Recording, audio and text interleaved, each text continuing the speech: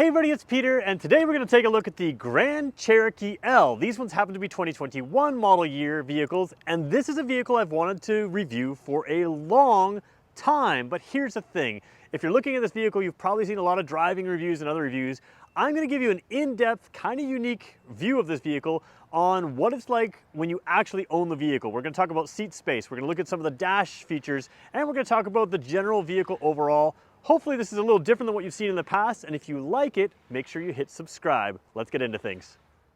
So I've got two Grand Cherokee L's here. One is the Overland edition that's over there, and this is the limited one. And both these vehicles I've been given access to by Jim Gilbert's Wheels and Deals here in Fredericton. If you are in the Fredericton area and you're looking for a new or used vehicle, give this dealership a chance. They will blow you away with customer service. I hate going to some dealers, and some dealers just don't do a great job. This one does, and I'm not just saying that because they're allowing me access to the vehicles, I'm saying that because it's really a difference coming here. So that's why we have two. That's why these are both 2021, because they sell a lot of fairly new used vehicles. And if you're watching on YouTube and you want to know more about these, ask me questions in the comment section, because I will come back to them as we have them through. We're going to have more of these in, not just these two, but of course these ones are for sale right now as of time of filming. So let's take a look at some of the differences between these two. Obviously there's color differences. That one is set up very high right now because it has the adjustable suspension. We're going to get into that a little bit later. Let's start with the lower of the two trims, and these are both mid-level trims. Let's go right now.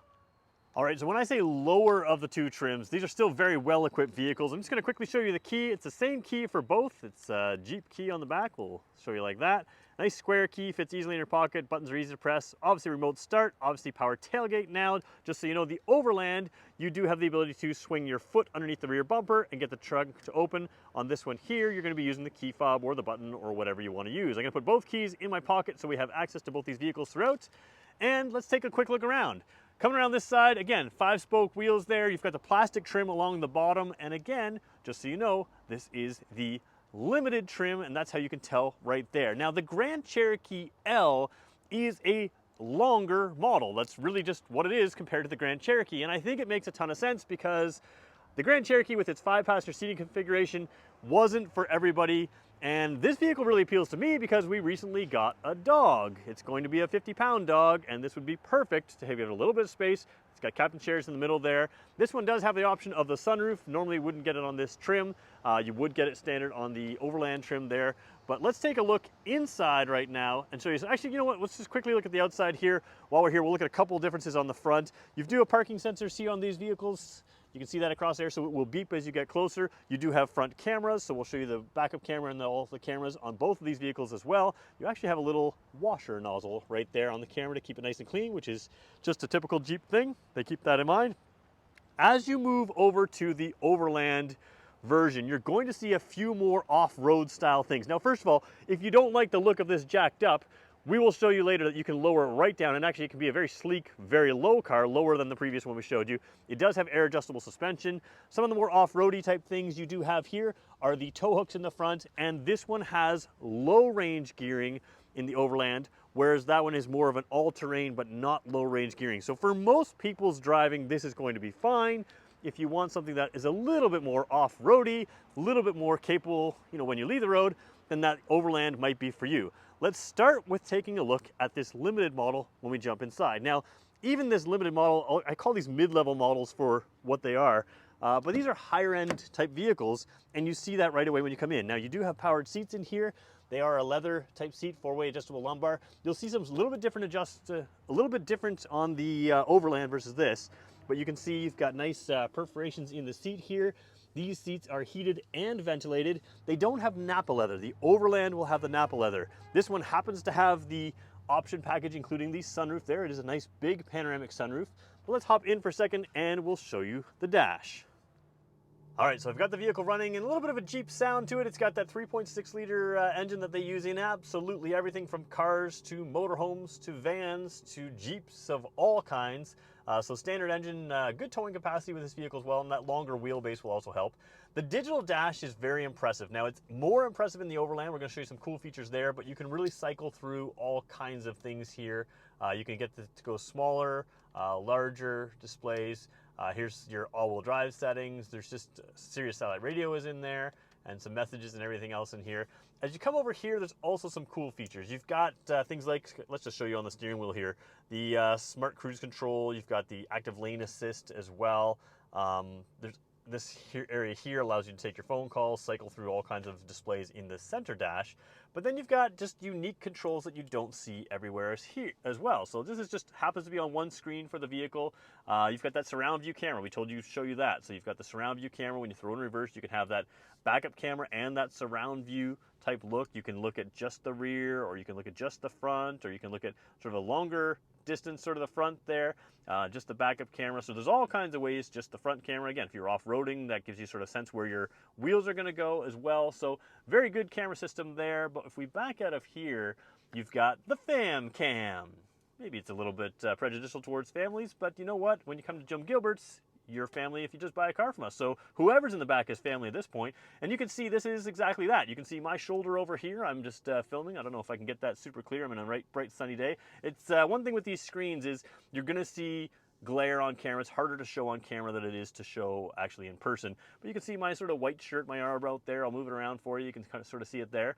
Then you got the middle row seats right there. And then you can see the third row seats also right here. So you've got that fam cam giving you a view of everything going on in the back seats. So if you've got teenagers and they want to take their boyfriend or girlfriend home, you can just pull up their activities right there.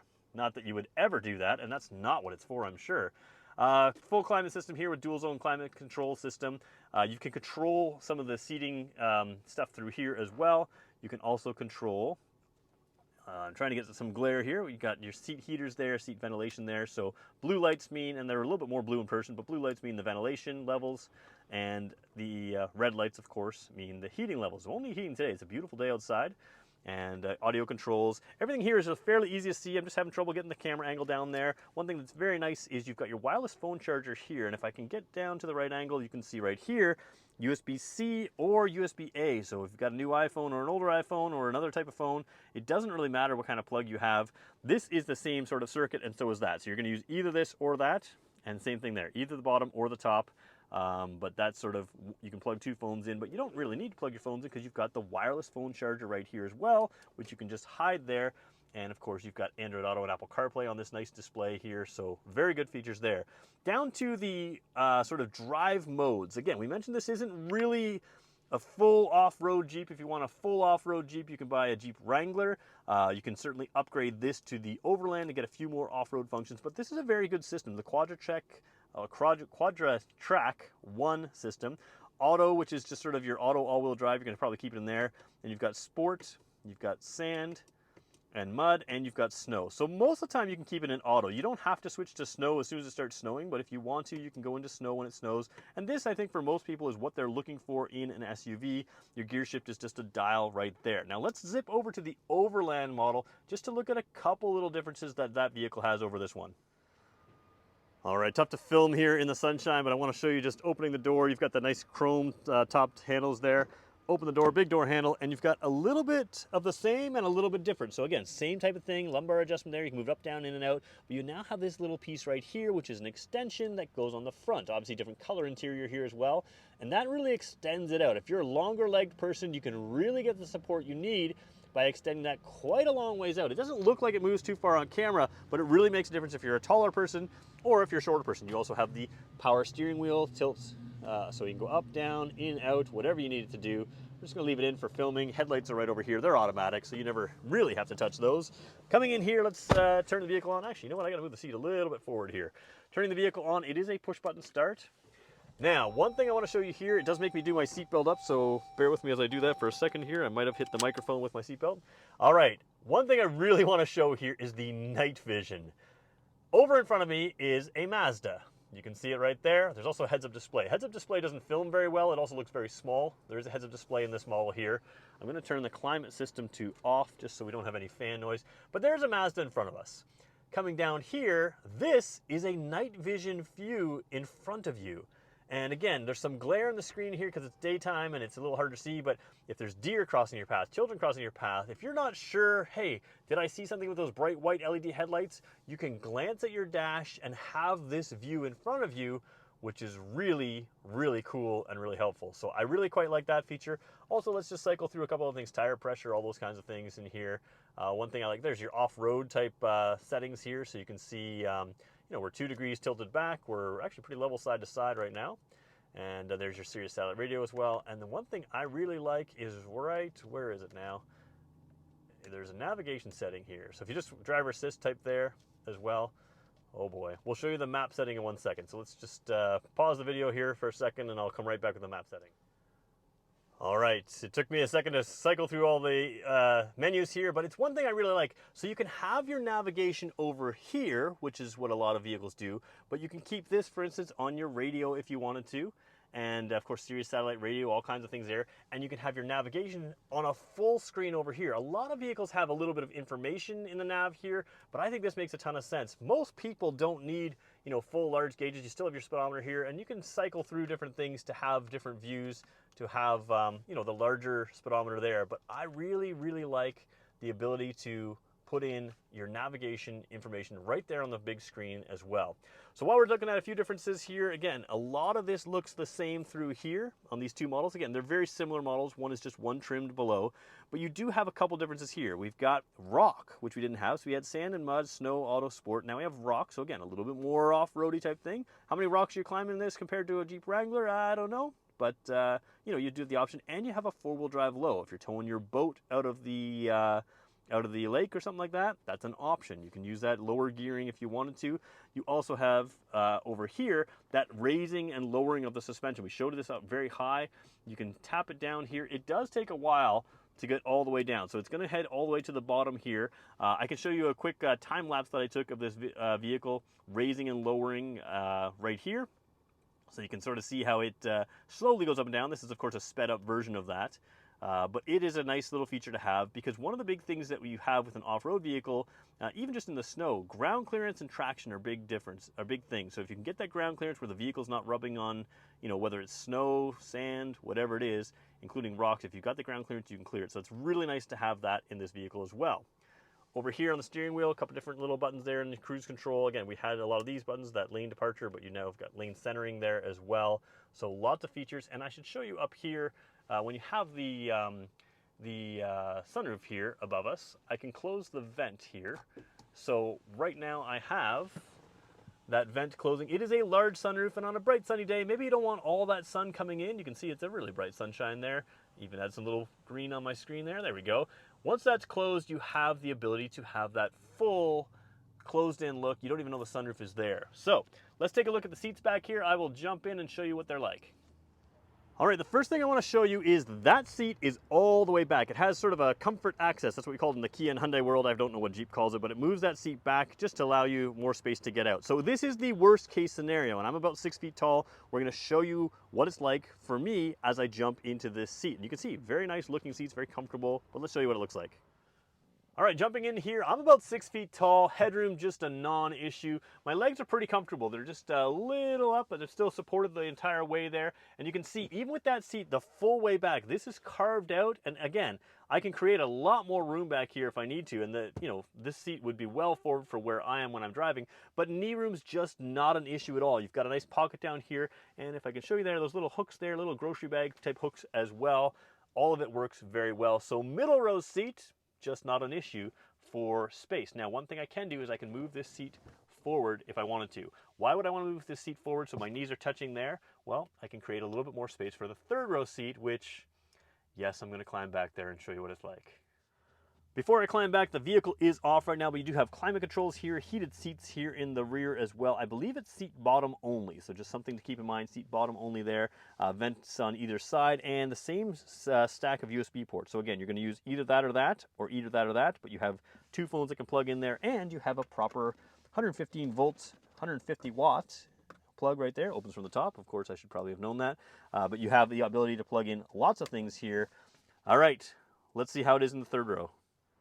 Jumping into the third row, pretty simple stuff. You've got, again, a big door handle here, big wide opening doors. They are quite big. They don't always film quite big. It's pretty simple. You tap this little lever right up here, and the whole seat comes forward. So let me just show you what that looks like. It comes up off its track and tilts forward in there.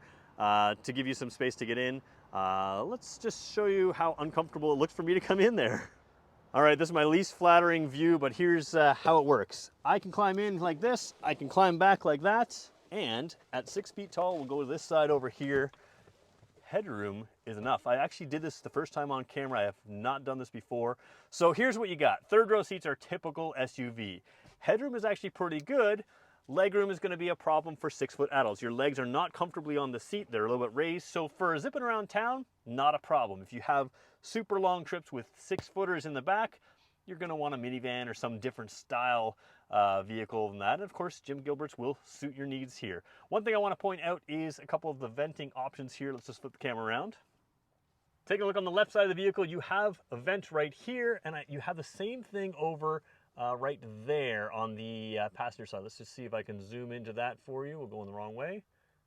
There we go, the little vent down there in the door. So in addition to the vent that we talked about in the center of the vehicle, which is over there, you also have one on the door pillar there, and you have the same thing back here. So third row, you have vents. Now, I think this is useful not just for the third row passengers, but if you have a pet back here, it's a really good vehicle for that.